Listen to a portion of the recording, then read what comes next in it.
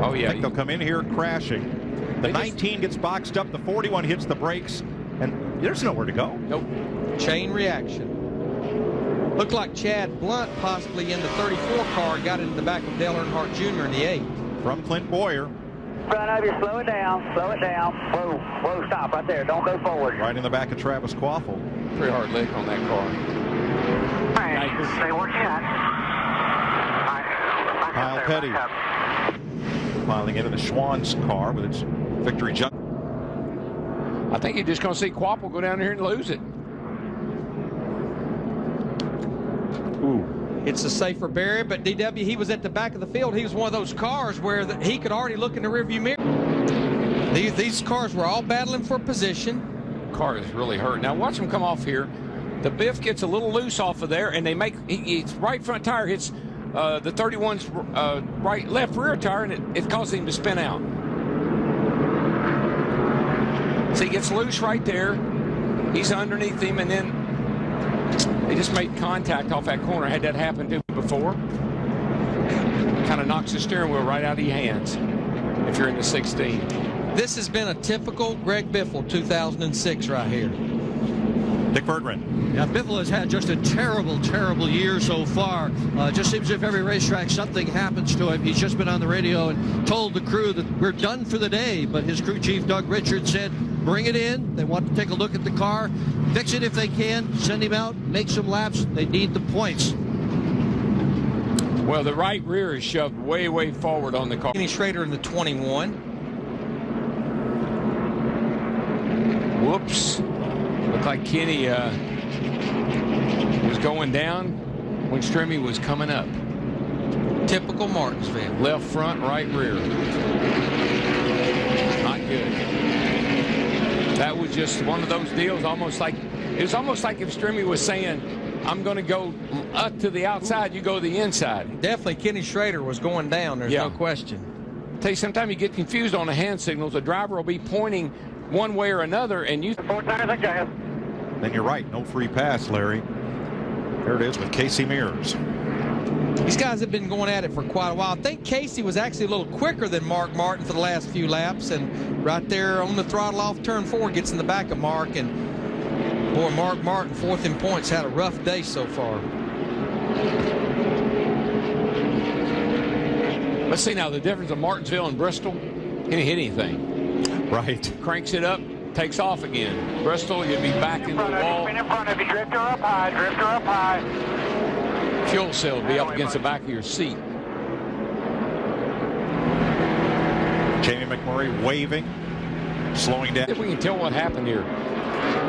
She's going off into turn 3 right here. I think that's actually, is it 3 or 1? Turn 3? Burton on the 31 on the outside. The 2 car just moved up the racetrack. Tried to drive in underneath them hard enough to get the position, and he just got into him. Then pit road is a very busy place, Gene. Contact in turn 3 between 2 former teammates, Joe Nemechek and Scott Riggs. Boy, watch the leaders coming here. There's Jimmy Johnson. Here comes Tony. He's whoa up. But the real battle right there is between that red car 99 and 14. The free pass car. You see that right rear? It's soft right there. He goes down in the corner. Just comes around with him. It's confusing to the driver because the way he got shoved around, he wasn't sure if he had picked up a lot of buildup on his tire or if, in fact, he had a flat. Now he wishes he had maybe thought I had a flat. Pit road is open. No takers among the leaders. It's only been 13 laps since that last restart, so not really surprising. Here actually comes Kurt Busch in the 2, Brian Rickard in the 5. It's a pretty hard lick to that outside wall by Denny Hamlin. Yep. Jeff Green is also in, Sterling Marlin and Dale Jarrett. Clear. We look at one more replay. Gonna hit the wall. House will be out. Remember Ryan Newman in the 12 car, a lap down fighting Carl Edwards. This comes down on Junior. Yeah. There's nowhere else for him to go. Left him no room whatsoever. Just kind of cut him off.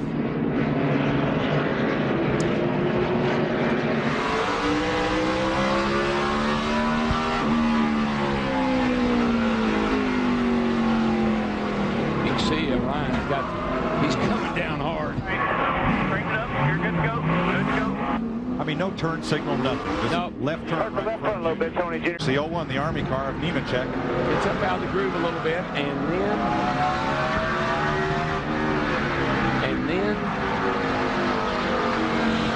going through turn 1 and 2 here. Right, Tony Raines. They touched right there off of turn 2. Clear. Has a tire rub right there.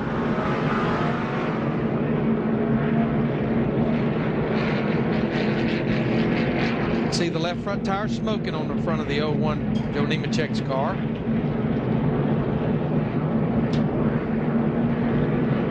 Darrell, possibly a similar situation that had to Denny Hamlin. Possibly the tire going down, the car just got loose with it. I think the tire may have hung in the fender. Like he went in that corner and the tire got caught up in that fender that got bent and he couldn't correct it. You see a lot of smoke coming out as he goes down in the corner. I think that could have been a possibility. 14 of Sterling Marlin. Opens the bottom up just a little. Sterling drives in too hard. See it time and time again here. That late entry into a corner here will just set you up to get wrecked. Leaders are pitting. Genie. Watch the 01 up high. Just gets in there on a little too high. When you get in high, it's a little dirty out there. You get that on the rear tires and around you go. That's pretty hard hit. To him here. Oh gosh, he's sideways on the straightaway. Yeah, something big broke. time. You could, there's something big time in trouble. I bet it broke an axle or something. Because it turned sideways like that. Way back on the straightaway.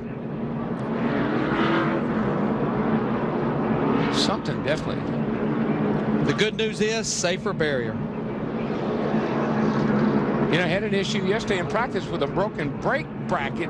I don't think that was a brake problem. It happened on the straightaway where I don't think you'd be using the brakes. Almost looked like something broke in the drivetrain, maybe like an axle. Now the impact punched a hole